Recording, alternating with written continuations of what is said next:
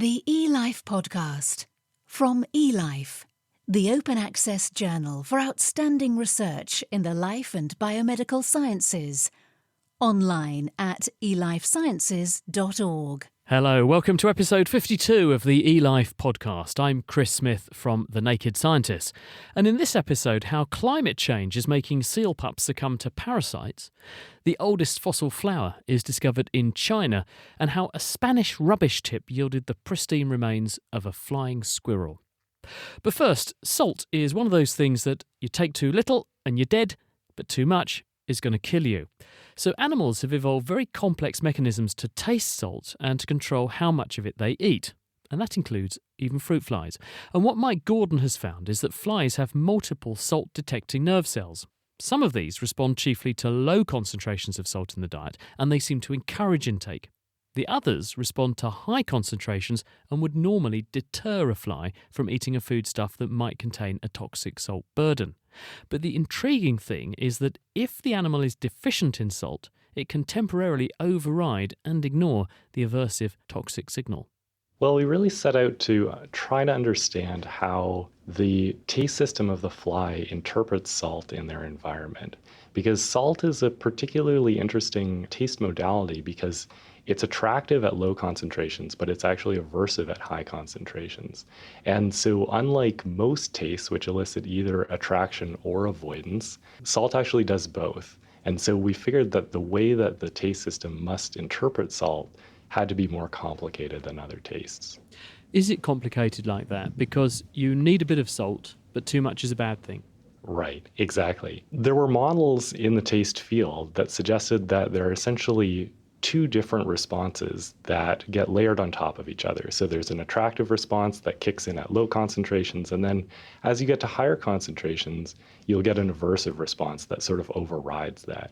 But what we found is that it's actually even more complicated than that, and there's actually two populations of cells that are attractive and respond at low concentrations, and two distinct populations of cells that are aversive and respond at high concentrations. And this sensation or this detection, this is happening in the equivalent of a taste bud. So flies are a little bit different than us. Their taste system actually uses neurons to detect tastes. And so these neurons that express the receptors that actually bind to the taste ligands are in various body parts of the fly. They're present on the mouth of the fly. They're actually also present on the legs of the fly, which makes some sense because flies spend a fair amount of their time actually walking on their food. And so it's a good way of kind of deciding what the food tastes like before you actually start eating it. The mind boggles at what would happen if we could do that. But how did you exactly. actually do the experiments? Because if you want to unpick what's going on, how did you actually put a label on what the different nerve cells are that normally detect things and how they are individually then responding to salt or not? So what we started with was trying to make a fairly comprehensive map of the taste system using different markers. These are just genetic markers based on the expression of specific receptors. So, for example, a receptor that responds to sweet compounds, if we use the gene that encodes that receptor, then we can label the neurons that respond to sweet. And so we did this and compared them all against each other to try to make a map where we had different discrete populations that we could then look at the activity of. I get it. So you've got a molecular label, if you like, a chemical tag that says, I am this sort of nerve cell with this sort of receptor on me, and you can then test how that particular class of receptor responds to salt and at what concentration. Exactly. And so to do that, what we actually do is to express another label in those particular neurons, and this particular fluorescent protein will actually become brighter when the neuron fires. And then we use a microscope to just look at the activity of these neurons while the fly is tasting different concentrations of salt. But just to be clear, under all circumstances, even when there is an aversion to salt at high concentration, it's still activating those cells. It's just that centrally that's interpreted as that's not very nice, versus when the same signal, the excitation comes in from a different class of nerve cells, it's interpreted as yummy, that's nice, I like that. Exactly. And so what actually happens is that those yum cells actually continue to fire even when the salt becomes a high enough concentration that it's aversive, but it's just that the yuck cells kick in on top of that and override the attraction of those other cells. So that's sort of aligned with what people had decided probably was going on previously. So where does the extra detail come in, which you flushed out with the new way of unpicking what these different receptor classes are? So there were two main things that we found. One is that we identified this second population of attractive neurons, which had not really been found or characterized before. But the potentially more interesting thing that we found is that the second population of aversive cells, the negative cells, had a really interesting characteristic, which is that the fly only paid attention to the activity of these cells when it had previously eaten salt. So if the fly became deprived of salt, they then ignored the sort of bad signal coming from these cells, presumably because when you're salt deprived, even a little bit of a high concentration of salt is going to be beneficial. That's intriguing, isn't it? Where do you think that decoding is happening? Is that a central process then? So that the fly brain is comparing how much salt it knows it's got on board as total body sodium, for example, and it's saying, well, I'm going to disregard this aversive input because I can tell that actually my salt reserves are very low across my whole body. We think it must be because we actually then used optogenetics, which is a method to essentially activate neurons using light. And we activated these different populations of neurons. And so even when we forced the activity of these negative neurons, if the fly had been deprived of salt, they didn't care about the activity from these neurons. So it can't be happening at the sensory neuron level. It must be something downstream. So we presume that in the higher order circuits of the fly brain that this is integrated somehow. Mike Gordon, he's at the University of British Columbia. Next, we're off to Patagonia, where veterinary pathologist Maurizio Sigel has discovered that climate change, by forcing the mothers to spend longer at sea foraging, is making fur seal pups much more susceptible to parasitic hookworms. Fur seals live between land and the ocean, so they find their food in the ocean, mostly fish, but they reproduce in land, so they need a good piece of land where they can mate, give birth, and then take care of those pups for about 1 year. Usually they stay with a pup for 1 or 2 days, and they go to the ocean to find food, produce more milk during that trip, and then 2-3 days later they come back to mainland where they nurse their pup for another 1 or 2 days, and then they go back to the ocean to find food again and again. And what was the question you were specifically trying to find out about that life cycle? So in this population, we saw that there is a significant amount of mortality in the young animals, in the pups, because of parasite disease. A nematode, like a worm that lives in the intestine of the pups and it sucks the blood of these animals, causing disease and mortality. And on what sort of scale do you see mortality because of this? In some years, it could be up to 25% of the pups that are born. That's a very significant proportion, isn't it? Tell us about the life cycle of the parasite itself. What does it do? How does it spread? And how does it cause disease? This is a very unique parasite. The way the parasite reach these pups is only through the milk of their mothers. The very first milk that their mothers give.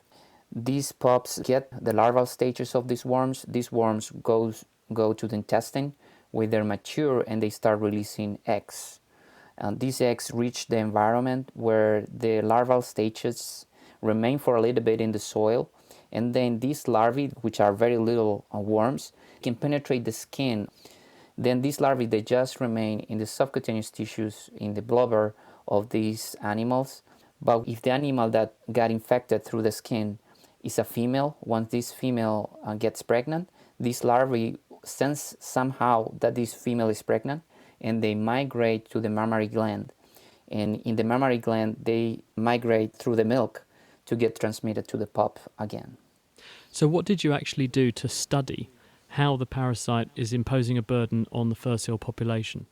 The first thing that we did was to measure the mortality and to try to understand what was driving this mortality. So we first saw that there were pups that they were able to fight this infection by creating a very strong immune response against this worm. But we saw that other animals were not able to fight this infection and they ended up dying. Is that death owing to the fact that the animals are just susceptible for some reason, genetics for instance, or is there some other reason that they're more susceptible than other animals? That was one of the main questions of our study. And we saw that most of the explanation of why some animals cannot fight the infection is driven by the care that they get from their mothers. So the animals that spend more time with their mothers, they tend to have a better immune response and they can fight this infection better and they survive. That sounds logical, but what determines why some of them get more maternal input than others?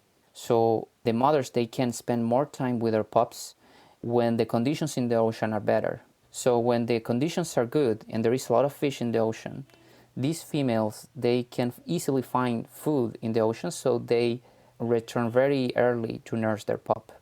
However, when the conditions in the ocean are not that good and there is less fish, these females cannot find food that easily and they tend to leave their pups alone for a longer period of time. So putting that together then, when you've got less plentiful food in the ocean, for a variety of reasons, the mothers are forced to make more frequent and longer forays out fishing to feed themselves. So therefore the pups are not getting the same input from their mother in terms of milk and therefore energy. So they're being deprived of food for longer, and that makes them more susceptible to succumbing to the parasite. Yes, exactly. Additionally, we saw that this link is mostly given by the energy balance of the pup. So these pups that spend more time with their mothers, they potentially receive more milk because they tend to have a better energy balance. They have higher levels of blood sugar, blood fatty acids that are very important for the body of these pups to have enough energy to devote to the immune system. Again, that's logical, isn't it, that there should be that relationship. But what are the factors that you refer to that affect how plentiful the fishing is for the females and therefore how long they're forced to spend away from their pups or not? There is this link between the temperature of the ocean and the flow of nutrients for phytoplankton and zooplankton. So these cycles that are driven by temperature mostly and by winds in the ocean basically dictate what is the productivity or how much life there is in certain period of time in a particular zone of the ocean. We saw that in this place where we were doing the study in the northern Pacific Patagonia, when the temperature of the ocean is too warm, there tends to be lower productivity, so there is lower concentration of, for instance, phytoplankton. And we saw that during these years, the fur seal females spend more time in the ocean trying to find food. So if warmer temperatures mean fewer fish, and that means hungrier females and therefore hungrier pups, what might be the implications of climate change then? Their implications for climate change are big in this case. So the temperature in the ocean is impacting the health of these fur seal pups and their survival, not directly because they don't swim, they don't go to the ocean, but through their mothers are feeling this effect. And even though it's not killing their mothers, it's affecting how much energy these mothers can transfer to their pups. And this affects the chances of survival of these pups. Maurizio Sigel, he's at the University of Georgia. You're listening to the eLife podcast with me, Chris Smith. Still to come, how personalities evolve and the incredible fossil found in a rubbish dump. And speaking of fossils, to the oldest fossil, flowers. The textbooks tell us that flowers first appeared about 125 million years ago. But now a dig in northeastern China has turned up literally hundreds of fossil flower specimens. The structures of the flowers show that they're from a group of plants called the angiosperms. These are the common vascular seed-bearing plants that we see all around us today. But what's extraordinary about these newly found flowers is that they date from nearly 200 million years ago, proving that flowers have been around for much longer than we first thought. Xin Wang made the discovery. About 2 years ago, we discovered many specimens of flowers from the early Jurassic just in the suburb of Nanjing City. Early Jurassic means 174 million years before today. So these are very ancient specimens. How do they fit into the timeline of what we understand about the evolution of flowering plants?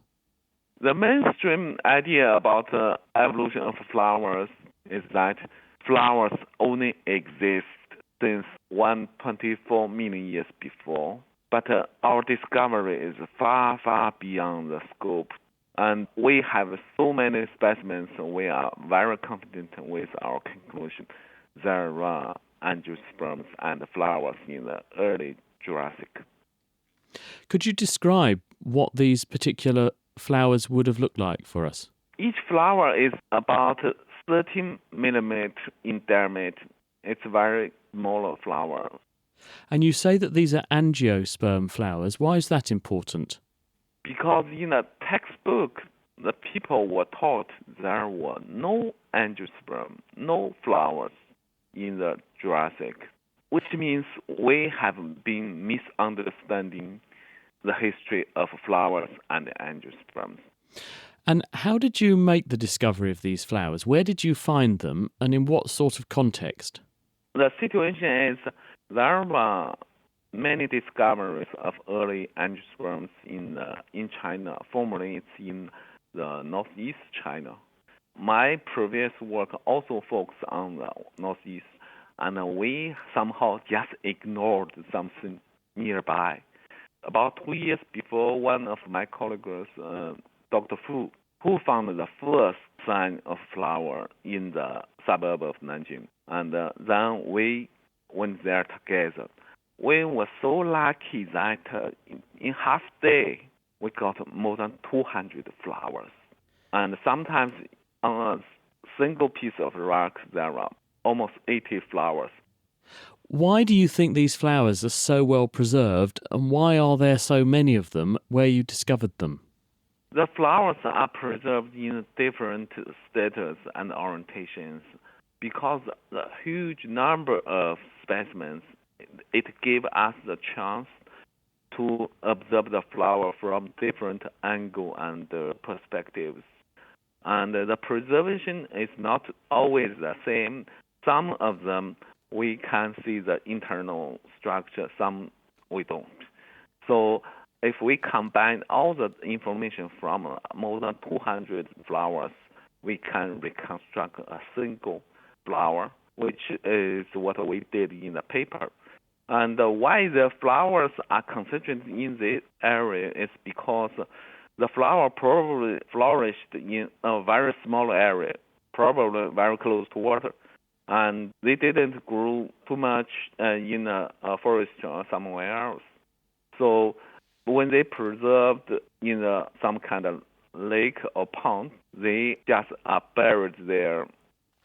What do you think these flowers turned into? Can you see or can you trace any further lineage or timeline from these flowers onwards in history? Honestly, we have no information about this yet.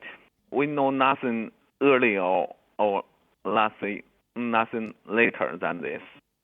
So at the moment, we know that these flowers come from 175 million years ago or so, pushing back the date of the first flower by more than 50 million years. But obviously that doesn't mean that that's the precise moment when the flowers did first appear. So that means that the first flowers are even older than this, doesn't it? Yes, definitely. The flower's history must be much older than this. And in terms of what must have been going on in parallel, does this give us some insights into what animals were doing at the same time as the plants were evolving these flowers? The current information about this flower doesn't suggest there were insects or animals involved in the pollination of these flowers. They have a dendroid form, which means it has increased receptive area of the stigma, which is frequently seen in flower plants which are pollinated by wind rather than by insects. Xin Wang, he's at the Nanjing Institute of Geology and Paleontology. The phrase go ape means to become very angry or to become very excited. It's probably also a lot more accurate than its inventors realised, because we inherited our personality traits from the great ape ancestors that we share with chimpanzees, and that means that chimps have them too. And they're under evolutionary selective pressure. A favourable trait means you live longer and could reproduce more. Drew Altschul at the University of Edinburgh has been looking at which ones really matter to chimps. So we wanted to understand the evolution of personality, both in humans and in our closest relative, which is chimpanzees. Humans have 5 main personality dimensions, which are agreeableness, extroversion, conscientiousness, neuroticism, and openness. And chimpanzees share these same 5 dimensions, plus they have a dominance dimension. We believe that there's an ancestor of humans and chimpanzees that shares these dimensions. And so by understanding how chimpanzees' personality relates to the chimpanzee's longevity, we can understand one aspect of how natural selection is shaping the development of personality. So how might you predict it will? What sorts of personality traits, before you've gone anywhere near any results in this study, what went through your mind in terms of what will be related to what? There's information coming from the human literature as well as the animal literature. So in humans, high neuroticism and low conscientiousness tend to result in increased mortality. So if you're more neurotic, you tend not to live as long. If you're more conscientious, you tend to live longer. Whereas in animals, there tends to be more of a focus on social traits. So more extroverted individuals tend to live longer. More dominant individuals tend not to live as long. And to a lesser extent, we thought that more agreeable individuals would live longer as well. So that's what you're sort of expecting to see. How did you therefore do the study? We used a questionnaire that's been validated across many years. We basically asked people who know the chimpanzee really well, those are keepers and researchers and other staff, to rate them. And by bringing together multiple questionnaires where everyone has filled out the same items, we can basically add these items up and use our predefined structure to come up with a bunch of scores, one for each personality dimension. How many animals did you consider? We had 538 in the final analyses. And was that males and females? Yeah, both males and females. And when you pull all the data together, just in broad terms, first of all, what were the findings? We found that male chimpanzees who are more agreeable tend to live longer, and more open females also tend to live longer. But we didn't find any associations for any of the other personality dimensions. That's interesting, isn't it? Why do you think you saw that effect for the males in terms of getting on well with other males, but you didn't see it for the females? Because these are social animals, aren't they? They hang around in big groups. Yes, they are. Agreeableness is one aspect of sociality. And among the males, agreeableness is essentially the opposite of aggression. And there's evidence to show that more aggressive individuals, particularly males, tend to live less long. And so what's possibly happening is that the more agreeable chimpanzees are better at forming coalitions and making it through tumultuous social circumstances and end up living longer because they end up in basically fewer harmful circumstances. But what about the females? Because they also work together and live together and look after each other, don't they? They do. I think that there's probably not as much interaction between females with the males. They spend a lot of time interacting with their children, and that probably disproportionately puts more emphasis on agreeableness for the males rather than the females. And where do you think that openness influences the outcome for the females then? Why does that make a difference to them but not the males? Openness has to do with exploratory behavior. So these are individuals who tend to explore more thoroughly. There's a theory that this is the result of them living in captivity because there's no downside to basically them exploring more. In the wild, you would expect that individuals who explore too far would end up getting caught by a predator or contracting disease by poking around too much. And because there isn't any such dangers in captivity, there's no downside to being more open. The fact that you've got a range of different personality types all within one big group of animals, does that mean then that from an evolutionary point of view, nature is maintaining a range of personalities because there are different outcomes for different individuals? If an individual is very aggressive, is very dominant, but gets lots of mating in early, but then gets killed, nonetheless, they've passed on a lot of genes, whereas an individual that is very agreeable, does get on very well with all the others, is well socially supported, gets fewer mating opportunities, but lives longer to invest more in their offspring. Is that what you think is emerging here? That's definitely one of the possibilities. It's easy to understand how an individual who has many mating opportunities and has many children at a young age passes on their own genes. It's harder to understand how individuals who live longer are exactly profiting from that extra lifespan, but certainly rather more carefully investing in offspring over the course of a longer lifespan is definitely one way the individuals can improve their fitness. Drew Altshaw. They say that where there's trash, there's treasure, and in the case of the next story, that is certainly true, because the excavation of a new rubbish dump nearby gave Isaac Casanovas Villa the world's first intact skeleton of a flying squirrel. He's been able to use the specimen to settle a long-standing debate between molecular biologists who said these were recent evolutionary spin-offs and paleontologists who claim that flying squirrels are much more ancient. This started with the building of a rubbish dam of a landfill 40 kilometers outside Barcelona in 2008. And, well, many fossils have been recovered from this landfill, including primate specimens. And they found a block with a couple of femora, and it was taken to our preparation lab because they thought initially it was a primate. But when preparing, they found that it was a rodent, a very large rodent. So they were disappointed on one hand, but then excited on the other because this was something very unusual. Yeah. But at the beginning, the only one that was excited was me because it was, wow, it's a large-sized rodent with very slender limb bones. What can this be? And we had found some dental remains of flying squirrels. So we initially thought that these limb bones could fit with a large-sized flying squirrel. And when preparing the block, we found a skull with those teeth as well. So then we were for sure that was the skeleton of a flying squirrel. This is the first time and the only time we know that there was a skeleton. So we could have a complete picture of the animal. Why is this one so well preserved and so intact compared to every other specimen ever uncovered? That's because it was buried extremely fast. The animal died and it was not scavenged at all, and it was covered by a mud flow that with time became mudstone. So the animal is intact with the bones, some of the bones even preserved in the original anatomical position. So the femurs are still attached to the pelvis, the tail is still attached to the pelvis.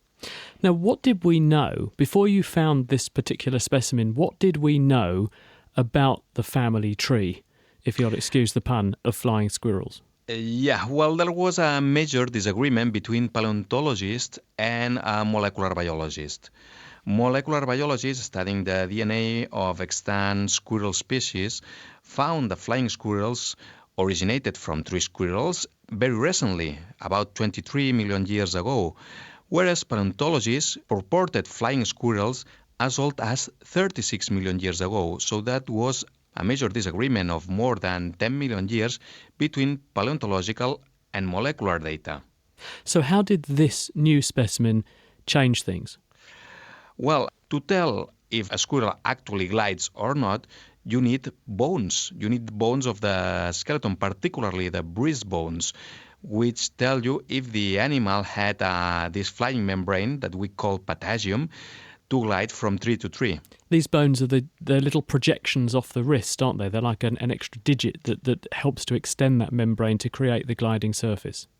Well, it's actually a cartilage. So it's the same as your nose, the cartilage supporting the gliding membrane that is attached to a particular breastbone. And then when the flying squirrel jumps, it moves the hands, it rotates the hands inwards, and the flying membrane is extended so it can glide for many meters, sometimes more than 100 meters until the next tree. So if you had that particular wrist appendage, you'd know what you were dealing with unequivocally. Yeah, sure. So we put an additional effort to recover these small breast bones. These are a few millimeters long. So when preparing the skeleton, we insisted that all the sediment attached to the bones had to be screen washed in order to recover the smallest fragment. So what does that mean, putting it through a sort of sieve so that you make sure you don't lose anything? That's it. All the sediment you remove, you put it through a sieve and then you wash it with a little bit of water.